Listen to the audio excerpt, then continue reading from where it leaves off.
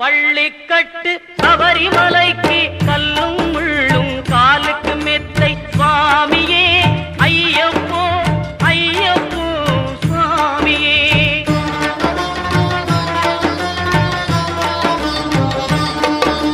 நெய்யபிஷேகம் சுவாமிக்கே கற்பூர தீபம் சுவாமிக்கே ஐயப்பன்மார்களும் கூறிக்கொண்டு ஐயனை நாடி சென்றிடுவார் சபரிமலைக்கு சென்றிடுவார்.